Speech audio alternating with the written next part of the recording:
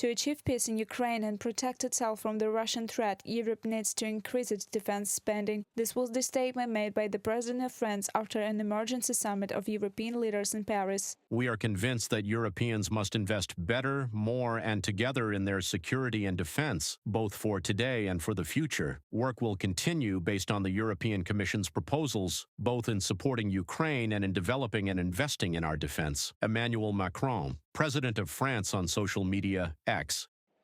On February 17th, the leaders of Germany, Denmark, the Netherlands, Spain, the United Kingdom, Poland and Italy, as well as the Secretary-General of NATO and EU leadership, gathered in Paris for the emergency summit. According to analysts, one of the reasons of convening the meeting was the criticism from the White House over the European Union's passivity regarding its own security. Additionally, a statement by United States Special Envoy for Ukraine and Russia, Kit Kellogg, emphasized that Washington does not see European representatives at the negotiation table to end Russia's war against Ukraine. The key topics discussed at the summit Paris were the increase in the EU defense budget and provided security guarantees for Ukraine.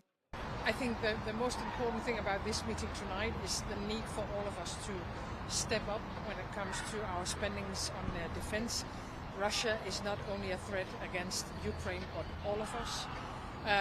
So we need to scale up and we need to speed up, and to do that we need also a discussion in the European Union about the fiscal rules.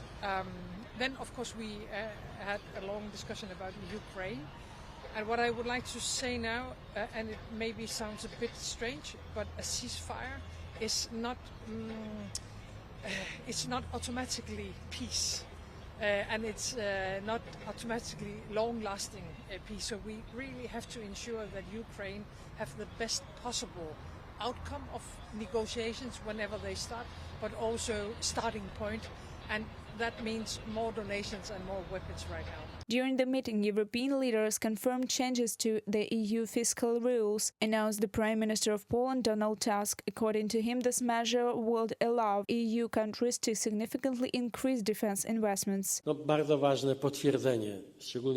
A very important confirmation, especially for us, that defense spending will no longer be treated as excessive spending, so we will not face the threat of the excessive deficit procedure, which has its unpleasant consequences. This is an important change. I won't call it revolutionary, but in the history of the European Union, it is a serious step forward in terms of the logic that Poland has been talking about for many months at various meetings in Europe. Ukraine is ready to take responsibility for its own security and provide security guarantees for Ukraine, assured Secretary-General of NATO Mark Rutte. Ready and willing. That's my take from today's meeting in Paris. Europe is ready and willing to step up, to lead in providing security guarantees for Ukraine. Mark Rutte, Secretary-General of NATO, on social media X. Европа готова бороться за свое место. Europe is ready to fight for its place, both in the negotiation process and in the restructuring or rebooting of Europe's security framework, and to somehow reinvigorate Trump's previously positive attitude towards NATO. The results of the Paris summit were discussed by the President of France with Donald Trump and Volodymyr Zelensky. We share a common vision. Security guarantees must be robust and reliable. Any other decision without such guarantees, such as a fragile ceasefire, would only serve as another deception by Russia and a prelude to a new Russian war against Ukraine or other European nations. Ensuring a robust and lasting peace is a must, and that can only be achieved through strong security guarantees. Volodymyr Zelensky, President of Ukraine, on social media X. On the day of the Paris summit, United States Special Envoy for Ukraine and Russia, Kit Kellogg, discussed with NATO representatives the end of Russia's war against Ukraine, according to Secretary-General of NATO. Mark Rutte noted that NATO and the United States will cooperate to achieve justice and sustainable peace. Reported by Alexandra Zaslavets and Rid Dmitrenko, UATV News. Sanctions against Russia should become a tool to force Moscow to negotiate in good faith to end the war against Ukraine. This is the essence of the G7's new approach to sanctions against the aggressor country. Any new additional sanctions after February should be linked to whether the Russian Federation enters into real good faith efforts to bring an enduring end to the war against Ukraine that provides Ukraine with long-term security and stability as a sovereign, independent country. From a joint statement by G7 foreign ministers on the U.S. State Department website, The UN has no intention of easing the sanctions pressure on Russia. On the contrary, by the third anniversary of the Russian army's full-scale invasion of Ukraine, the European Union will present a 16th package of restrictions aimed at combating the Russian shadow fleet. The European Commission chief spokesperson Paula Pino said, "The most painful for Moscow are the sanctions on oil exports." Kit Kellogg, the United States Special Envoy for Ukraine and Russia, emphasized, "It is they who can create significant leverage in the Kremlin, but to do that we need to make the sanctions work." Truly a petro state. 70% of the money they are getting to fund this war comes out of petro, oil and gas. Most of that is going through the shadow fleet. We, the United States, have sanctioned their fleet by name, the USS Kellogg, the USS Sikorsky, whatever's out there. And now you come up with a plan when you talk about sanctions. If you rate them on a level of 1 to 10, 1 being low, 10 being high, we're probably at a 6. But enforcement is about a level 3. So what you say, what does he have to give up? Well, maybe he gives up his oil revenue and we'll force him to do it. Because what you do is you start employing sanctions that break the economic back.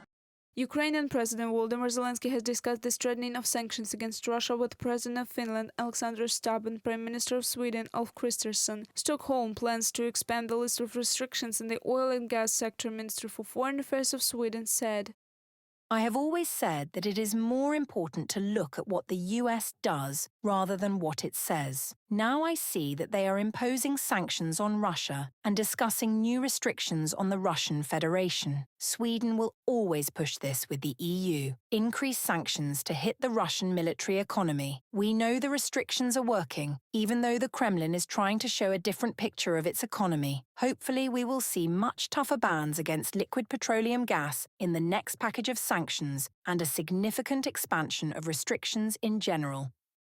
Despite the fact that the main buyers of Russian oil are China and India, half of the tankers of the Russian shadow fleet go through the Gulf of Finland and the Baltic Sea. Estonian Foreign Minister Margus Tasakna said, "This gives the EU countries an opportunity to effectively fight illegal vessels of the aggressor country," experts believe.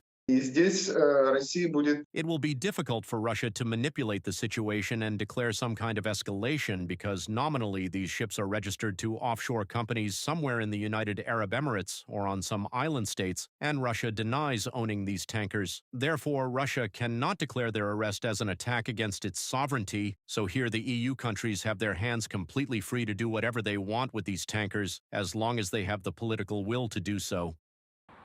Meanwhile, China, one of the main importers of Russian oil, has started replacing Russian oil in its market. According to London Stock Exchange Group Oil Research, in February 2025, exports of Russian fuel to China will amount to 10.3 billion barrels, almost 1 million barrels less than a year ago. Analysts explain due to sanctions against Russia, there is a trend in Asia to increase oil supplies from Angola and Brazil. Reported by Alexander Zaslavitz and Andriy Dmitrenko, UATV News.